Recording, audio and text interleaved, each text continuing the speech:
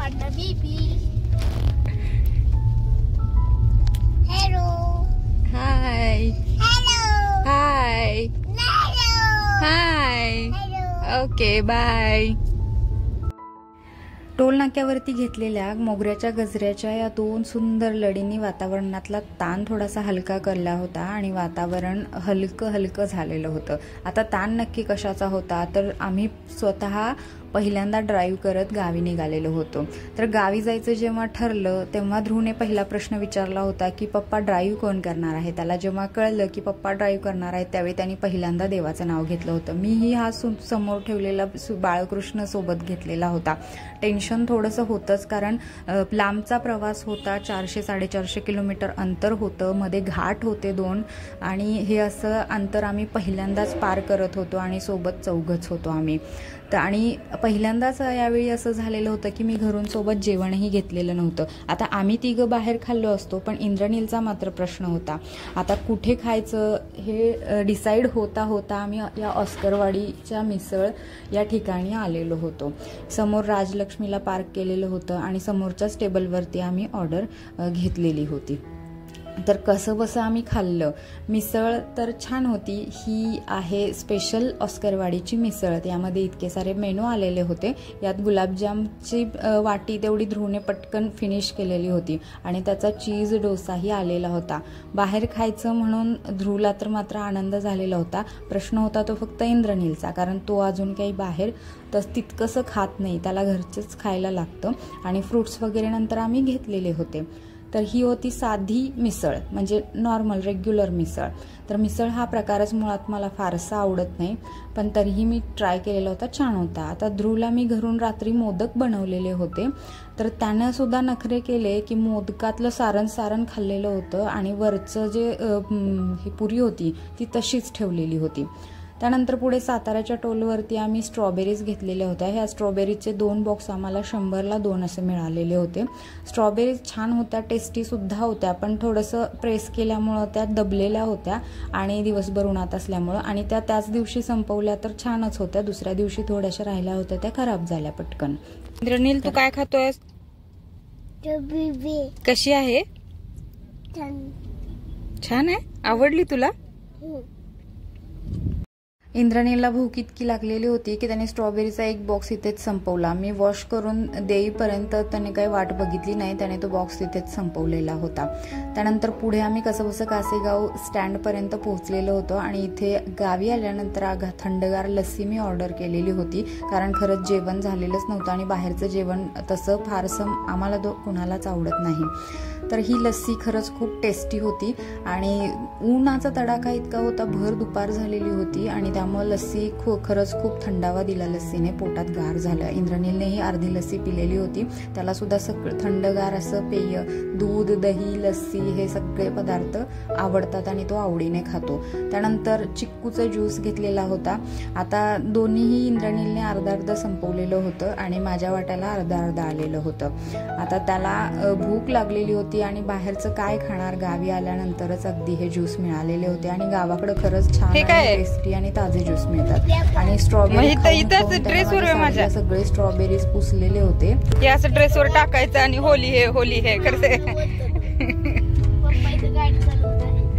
दादा ज्यूस पित आहे. आता पहाटे 5:30ला निघालेलो आम्ही. 1-1:30च्या दरम्यान गावापर्यंत पोहोचलेलो होतो आणि ज्या इंद्रनीलने स्ट्रॉबेरीज खाल्लेल्या होत्या त्यातल्या शेवटी अर्ध्या राहिलेल्या माझ्या साडीवरती टाकून होली हे तो खेळून सगळी साडी खराब केलेली होती त्याने. आणि भूक इतकी लागलेली होती, बराच वेळ झालेला होता आणि कधी एकदा घरी पोहोचतोय असं झालेलं होतं. मुलांनी तसा बराच कड काढलेला होता आणि जेव्हा आम्ही या मंदिरापाशी पोहोचलो तेव्हा थोडं हायसं वाटलं.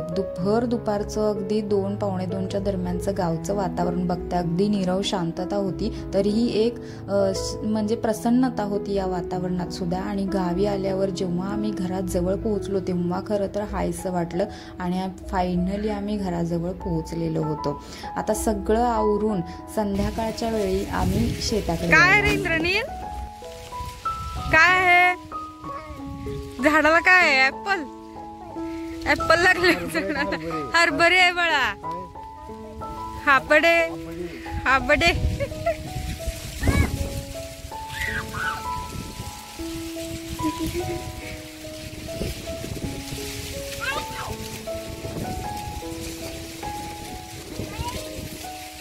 इथं आता चिक्कल झालाय ना, पाणी पाजलंय. इकडे थोडं सुकलंय.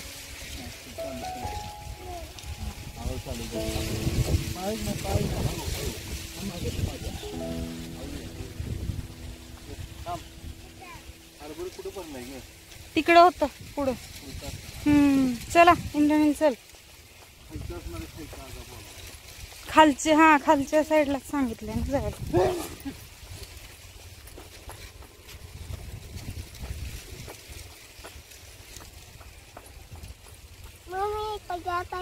पायाला तर बघ ना चिक्कल लागला. Tick tick tick. हा चिक्कल लागला. तू शूज घातलायस.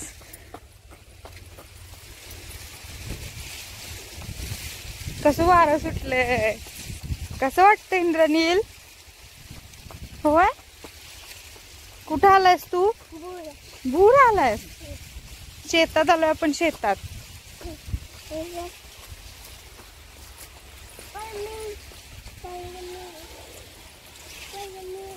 पडलो मी.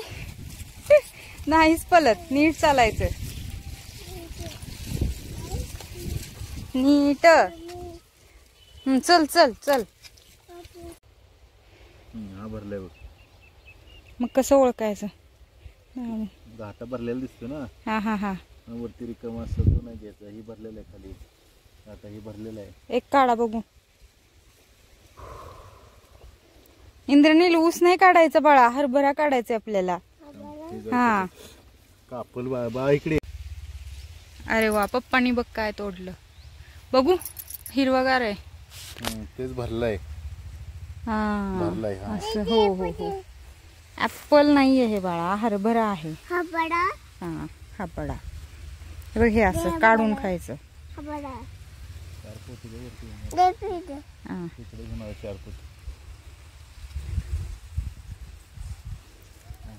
खा. मला नको. तू खा ना.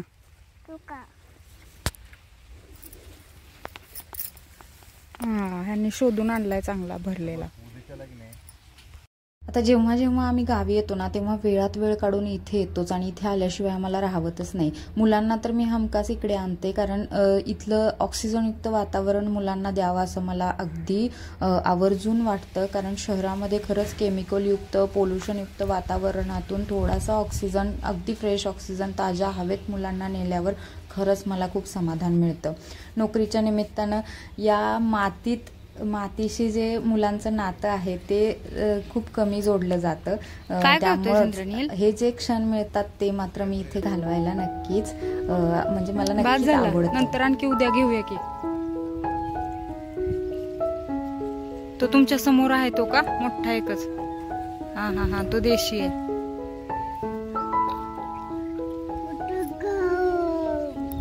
ते बघ काका. ते बघ पाठीमाग काका.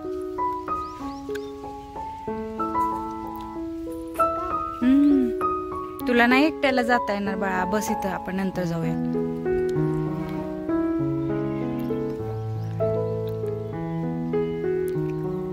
काय आज इथे आपल्यासोबत इंद्रनीलचे काका सुद्धा आहेत आणि गावची आपली सगळी शेती हेच हँडल करतात. हरभरा बघताय तुम्ही किती दाट आणि भरलेला आहे. तर याचं सगळं क्रेडिट यांनाच जातं.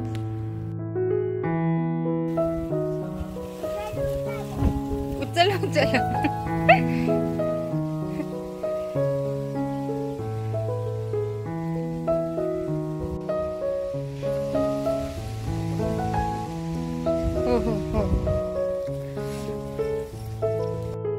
गावाकडचं वातावरणच काही वेगळं असतं. तुम्ही कधी अनुभवलं असेल तर नक्की सांगा तुमचा अनुभव. आणि माझ्या व्हिडिओजमधून तुम्ही जे शेतातलं आणि गावाकडचं वातावरण अनुभवताय तर त्याबद्दलही कमेंटमध्ये नक्की कळवायला विसरू नका. तर यावेळी आपण संध्याकाळच्या जेवणासाठी हरभऱ्याचे डहाळे आणलेले होते. तर सोले भात संध्याकाळी करणार होतो. इंद्रनील बघताय तुम्ही किती शांत आणि छान निवांत खेळतो. इथे कसलंही टेन्शन नाही कारण त्याला सांभाळायला बघायला इथे खूप सारी माणसं असतात. मोकळं वातावरण. आणि हे आहेत इंद्रनीलचे दुसरे काका आणि आम्ही निघालेलो आहोत हॉस्पिटलमध्ये. तर आता हॉस्पिटलमध्ये का निघालेलो आहे तर तेही सांगते. तर आम्ही आलेलो आहेत इंद्रनीलला आणि ध्रुवला बहीण झालेली आहे आणि तिलाच बघण्यासाठी आम्ही हॉस्पिटलमध्ये निघालेलो आहेत. तर हॉस्पिटलमधला व्हिडिओ काय मी जास्त शूट केलेला नाही, कारण तिकडे ते हॉस्पिटलमधले व्हिडिओज इथं चालतात न चालतात मला त्याबद्दल काही माहिती नाही. बाळ अजून काचेमध्येच होतं, लांबूनच आम्ही बघितलेलं आहे. आणि बाळ खरंच हे समोर दिसते ते बाळ आहे. आणि इंद्रनीलने इकडे येता येता मात्र फोटोशूट करत थांबलेला आहे. तर असा हा व्लॉग तुम्हाला कसा वाटला ते कमेंटमध्ये नक्की